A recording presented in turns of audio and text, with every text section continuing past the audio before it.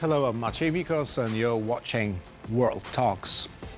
Russia denies that Vladimir Putin has held a phone call with the US President-elect Donald Trump. While Trump's side refuses to comment on the alleged conversation, any swift resolution to the conflict in Ukraine appears as distant as before the US election. Meanwhile, Moscow prepares a major counteroffensive in the Kursk region to reclaim territories taken over by the Ukrainian army. And to discuss the current situation in Ukraine, we're joined by Louis Wierenga from the International Relations Institute at Baltic Defence College. Good evening.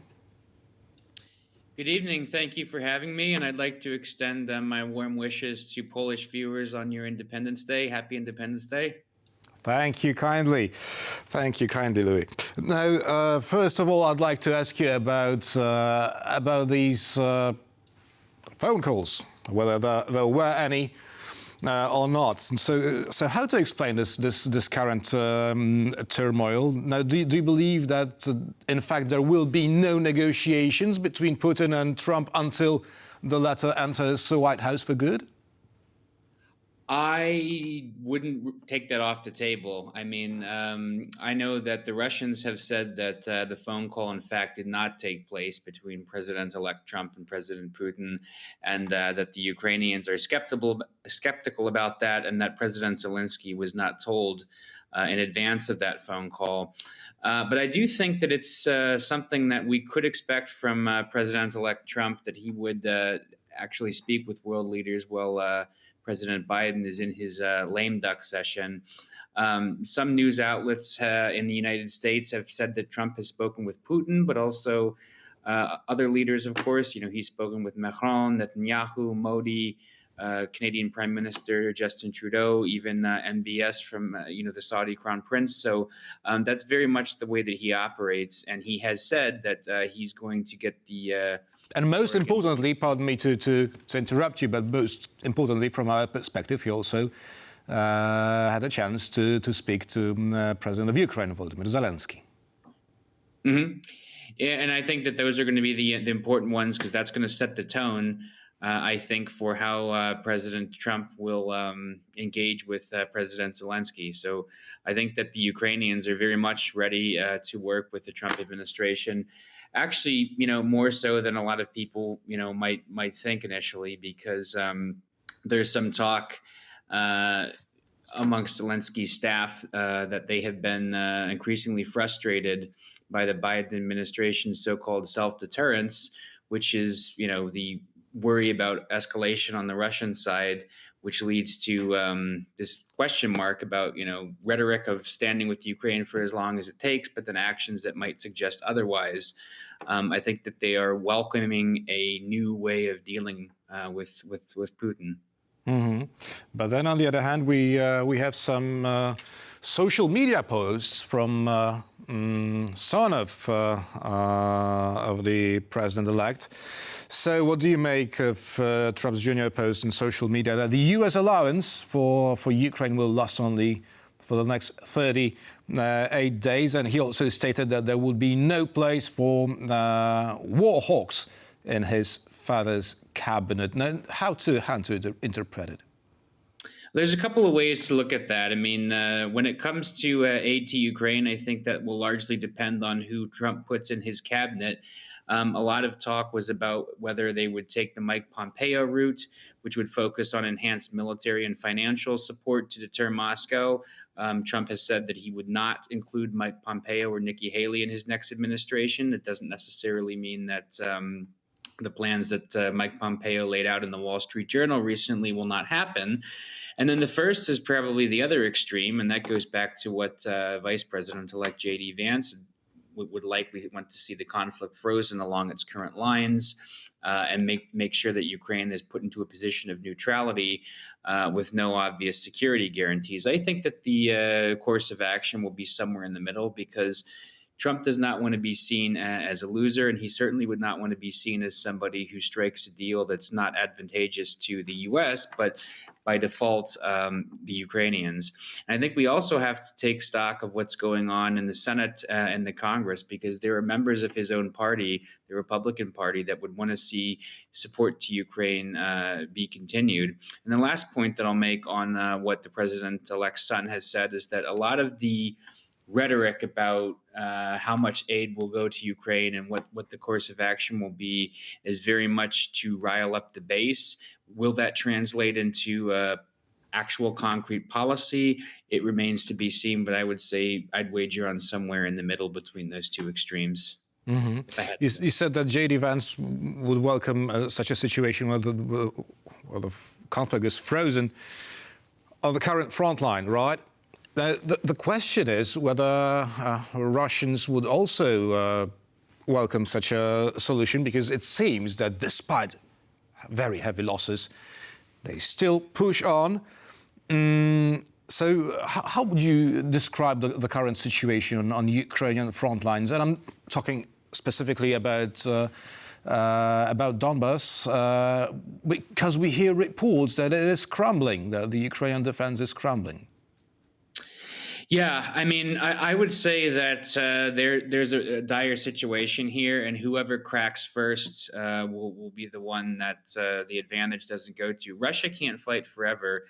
There are some problems in Donbass. Of course, the Ukrainian forces have been able to hold on to Kursk, which makes Mr. Putin look pretty bad. But elsewhere along that front, Russia is really penetrating their way through the Ukrainian defenses. And there's also an issue where we have a shortfall in air defense interceptors, and that allows Russian recon drones to, and I'm going to quote Jack Watling from RUSI here, continuous and dense surveillance, which means that this cues up ballistic missile and drone strikes against the artillery of Ukraine, and it allows Russia to make slow and steady advances in small units. And they're able to use this with motorcycles because tanks are easier to see. But the Russians have their own problems, because they will spend next year, which we're almost at, and in under 2 months now, a third of their national budget on defense. And there's also signs that there's some war fatigue amongst ordinary Russians. But of course, that's a whole different story. So Russia can't fight forever. To interrupt you, that's what we've heard, from the very beginning of the war, that the war fatigue would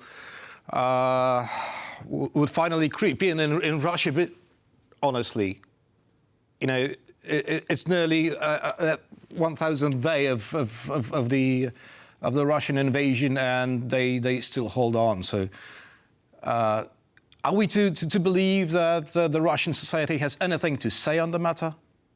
Well, I mean, they have things to think, but they don't have anything to say. But, inflation is, double the annual rate of more than 8%. So then we have to ask questions. At what point in time do people say that they've had enough? I think that Putin and his cronies have enough of a hold that most people live in fear, and you wouldn't see some type of palace coup. But I think they're always worrying about a breaking point.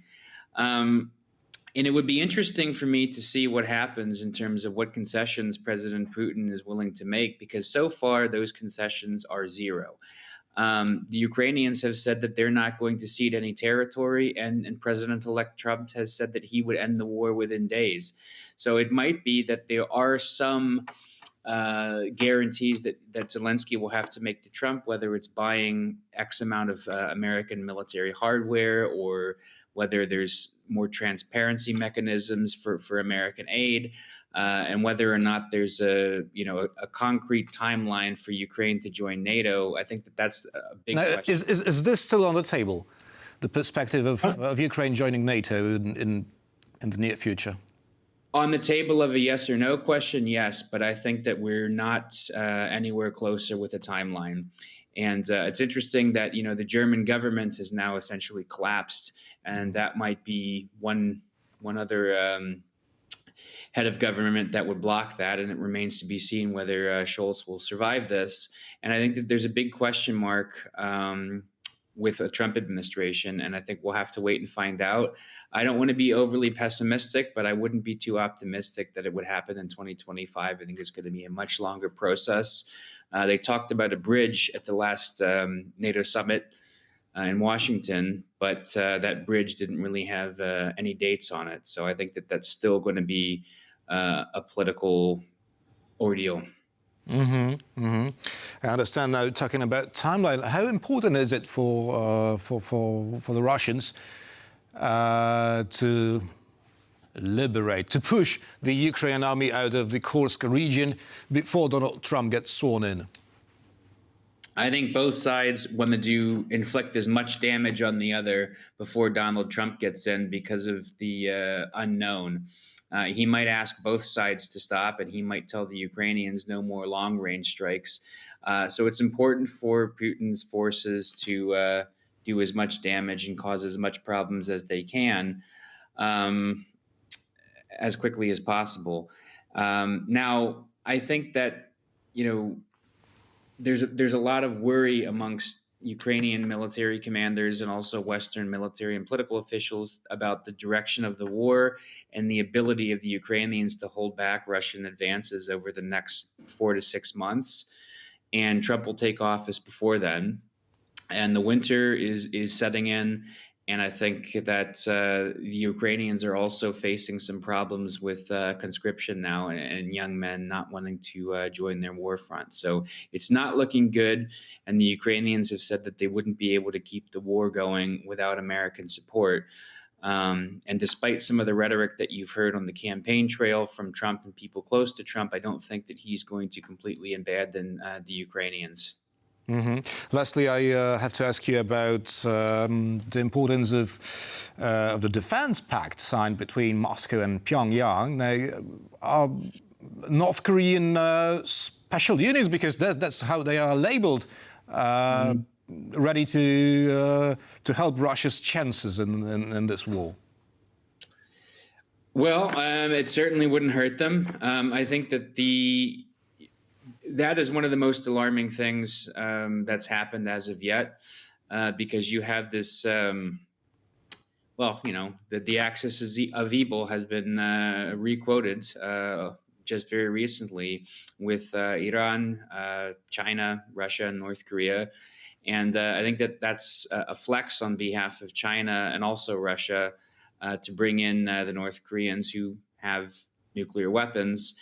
And I think it's just a statement. It kind of does two things for Putin. The one is that it's a statement: we're going to bring North Korean troops to invade a European country, and you, the West, can't do anything about it. And two, it's just extra reinforcements to keep the meat grinder, to patch some holes in the meat grinder, let's say, because Russia is okay and comfortable fighting a war of attrition because that's how they treat their infantry troops, is just cannon fodder. Especially if someone else is fighting the war. Louis Wierenga from the International Relations Institute at the Baltic Defence College was our guest this evening. Thank you so much. Thank you for having me. It was my pleasure. Thank you. And thank you for watching. And of course, stay with us for much more here on TVP World.